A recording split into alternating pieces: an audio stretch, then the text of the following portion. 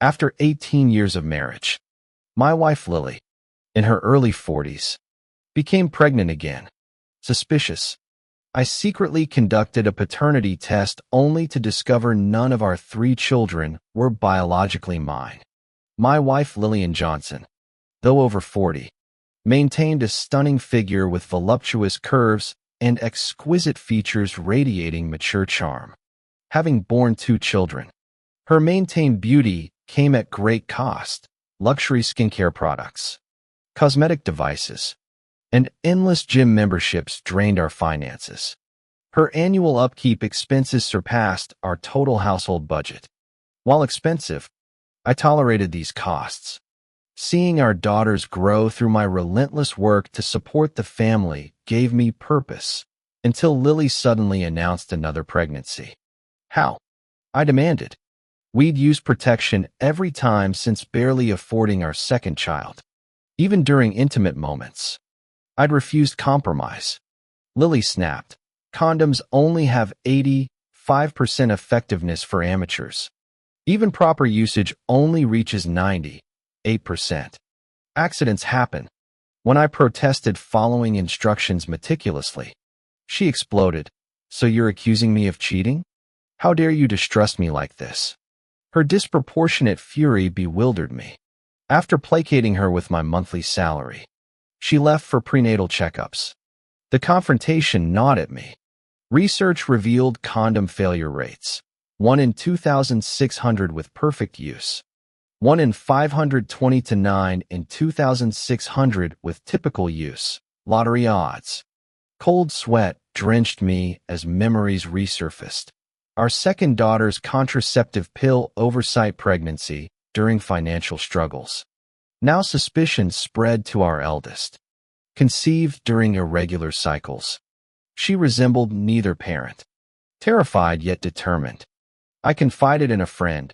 Get DNA proof before confronting her. Though conflicted by traditional values, I collected samples discreetly. The agonizing 7-day wait began. Every glance at my family now filtered through doubt's corrosive lens. I carefully recalled that Lillian Johnson always dressed impeccably whenever she went out, frequently staying over at her best friend's house. I hadn't thought much about it before, but now my suspicions grew. So one weekend after she left, I seized the opportunity to secretly follow her car. Fortunately, Lily was a terrible driver who crawled along the road, making it easy to tail her. She'd claimed to be heading to the spa that morning and made me transfer over 10,000 yuan. But as we drove, I realized this wasn't the route to any spa I knew. My heart sank when she parked at a luxury hotel entrance and strutted inside in her stilettos. Looking thrilled, I sat frozen in my car, feeling like the world's biggest fool for believing her lies all this time. Gritting my teeth, I stormed into the lobby determined to catch them in the act. The receptionist refused to disclose room information, citing privacy policies. That's my wife up there. I have every right to know, I shouted, my anger clouding judgment. After some back and forth, the stone-faced clerk offered to call the room, insisting she wouldn't lie about my identity. Panicking, I hissed, tell her a food delivery arrived. Don't mention me.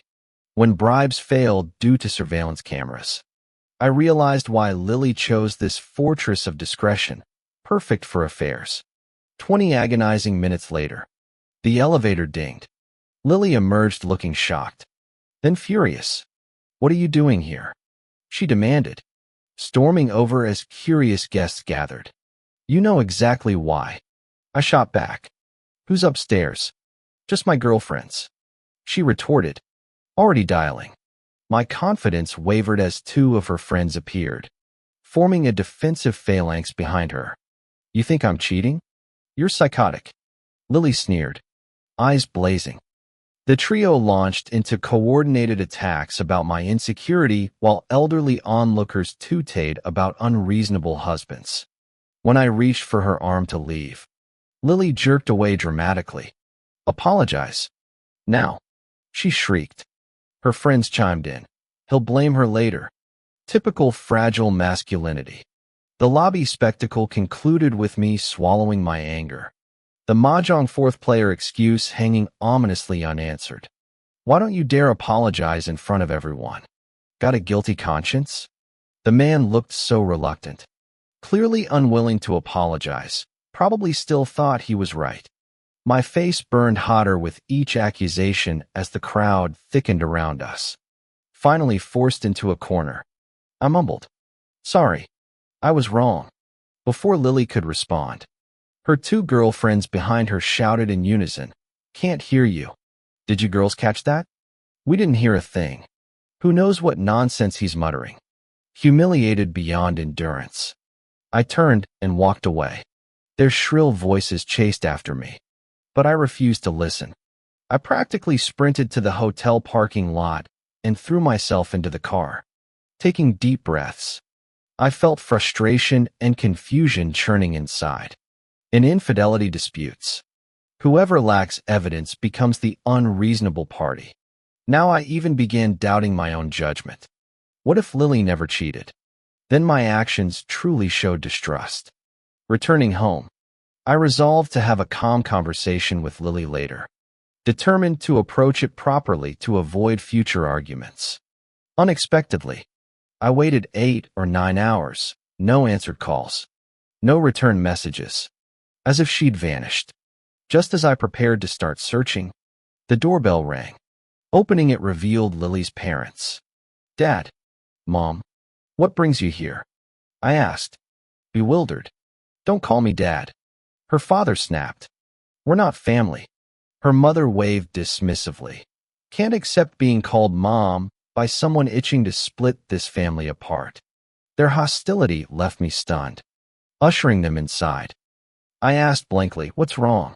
Why the anger? Why?" Her mother launched into a tirade, furious that I'd tracked and suspected Lily of infidelity. Coming from rural traditions where marital fidelity held sacred importance, the Johnsons reacted far more intensely than anticipated. Worse, I never imagined Lily would involve her parents.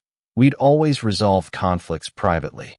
Usually, I'd apologize for non-critical issues. But this time, she'd blindsided me by dragging the older generation into it.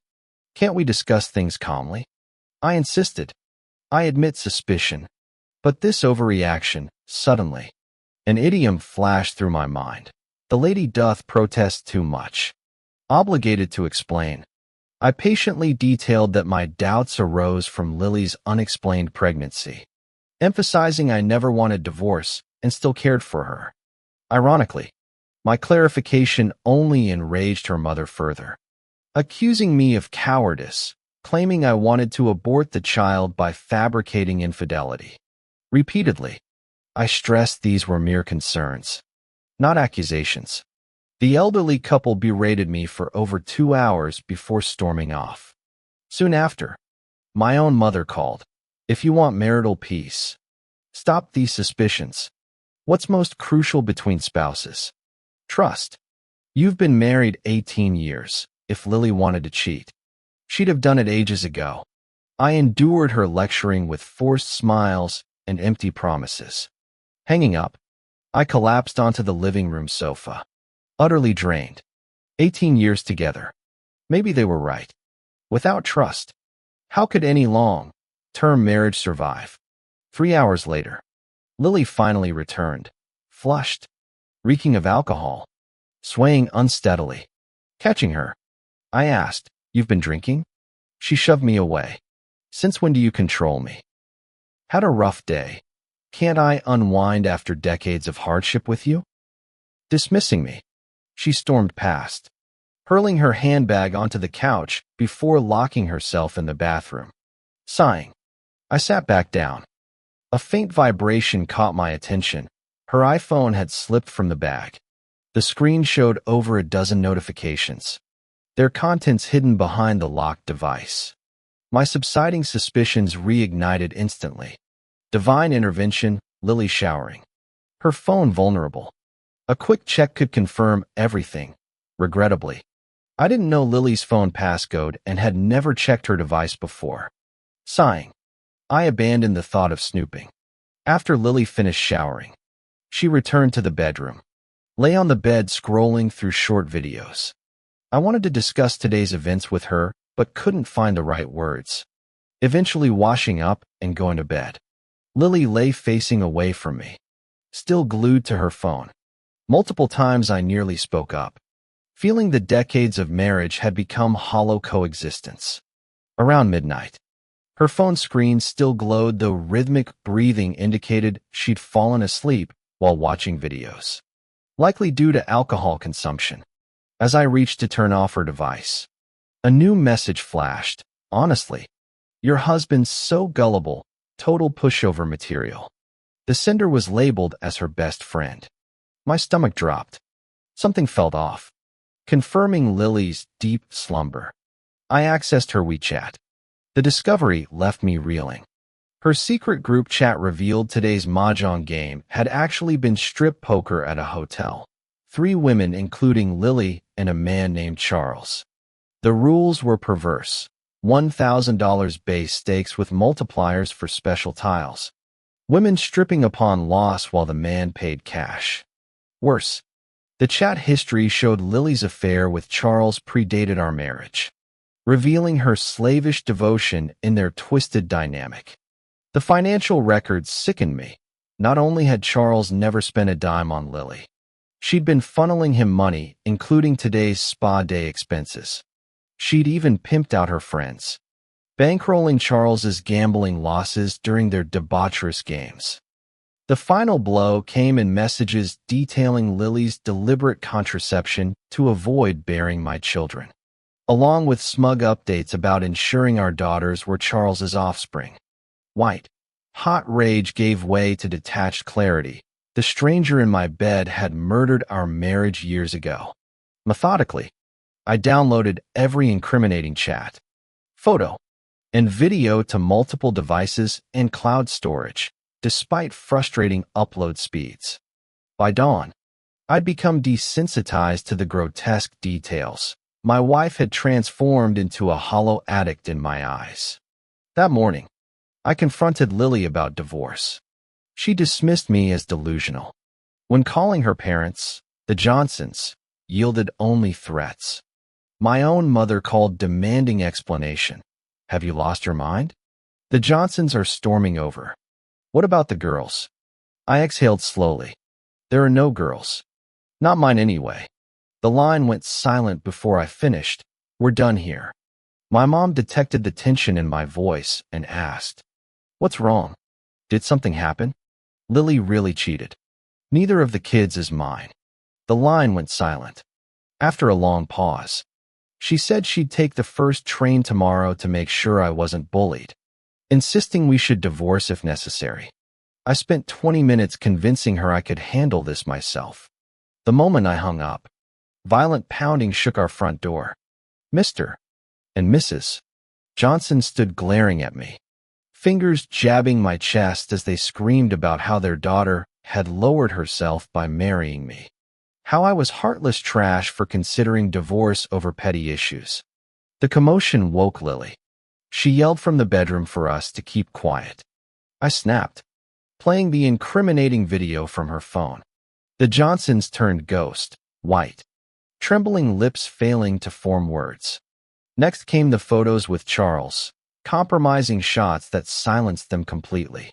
Am I the troublemaker here? I asked coldly. Is wanting a divorce unreasonable? Mrs. Johnson recovered first. She bore you 2 children. Even if she slipped up, you can't throw away a family. Everyone makes mistakes when they're young. Mr. Johnson chimed in. Holding grudges makes you the villain. You think fathering children justifies anything? My voice rose. Is marriage just a breeding contract to you? Continuing the family line matters most. Mrs. Johnson shrilled. She's pregnant again. Might be your son this time. Divorce now, and you'll die alone. I barked a humorless laugh. Neither kid shares my DNA. What's your excuse now? Their reaction surpassed the video scandal. They stormed into the bedroom, shaking Lily awake. Instead of apologizing, she screamed, "You violated my privacy. How dare you check my phone?" It crystallized then. She'd always viewed me as inferior. We're done. Lawyers. Courthouse. Asset division. The reality hit her. I'd paid every mortgage payment while she stayed unemployed. As the adulterous party with non-biological children, she risked losing everything. Panic flickered across her face, briefly. They're your daughters. She insisted, despite the chat logs. You'd abandon them after a decade? What kind of monster are you? Her words stabbed precisely. I'd braced for lies. But the children. My throat tightened. I'd raised those girls since infancy. Sensing weakness, Lily weaponized their custody. Her parents joined the assault. Why obsess over blood? 3 kids could support your old age. Childbirth nearly killed her. Mr. Johnson bellowed. After all she sacrificed. You care about DNA? The door crashed open again. Lily's 2 toxic best friends barged in, caked in makeup and venom. They cooed fake comfort to Lily before turning on me with razor-edged smirks. Girl, don't be upset. When you encounter a scumbag like this, you need to be brave. Frankly, the man's defective, fathering 3 children in 16 years that aren't his. His sperm must be worthless. Lily actually bought into this nonsense, seeming to find great comfort in it. She even vented to her best friend in front of me. Think about it. The kids called him dad for over a decade. Yet he could still do this. How's he any different from an animal? I don't consider this cheating. Blood relation matters that much. People adopt kids all the time. Hearing this made my blood boil. Lily grew increasingly vicious in her accusations, eventually breaking down in theatrical sobs as if she were the victim and I the villain. I finally snapped. Say whatever you want. We're settling this in court. See you at the Civil Affairs Bureau. I stormed out, ignoring their shrieks as her friends tried grabbing me. Immediately after leaving, I contacted a reputable divorce attorney for emergency consultation. The lawyer frowned while reviewing my case. This looks tricky. Your house and cars were purchased during marriage with both names on the deeds. They're considered joint marital assets. Divorce might actually disadvantage you. That's absurd. I protested. She never worked. Plus, she's the adulterer. How does that hurt me? The attorney sighed. The law doesn't care about morality. Last week, a man raised another's child for 8 years. The wife argued, the child's mine even if not yours. Don't you love me after all these years? In court, the best lawyer only got her to pay $30,000. She still took half the assets. Frankly, $30,000 barely covers legal fees and school transfers for the kids. Worse, you haven't decided about pursuing custody. That drastically affects proceedings. My heart sank. Decades of work benefiting others, kids not mine. Assets halved. Wife conspiring against me. What's the point of living? During this despair, Lily called not to reconcile, but gloat. She'd clearly consulted lawyers too. Divorce it is. You think you're special? I've wanted this for years. Only stayed for the kids. Since you're abandoning them, don't expect mercy. Then her mother started screeching vulgar rural curses through the speakerphone until even my stone-faced lawyer flinched.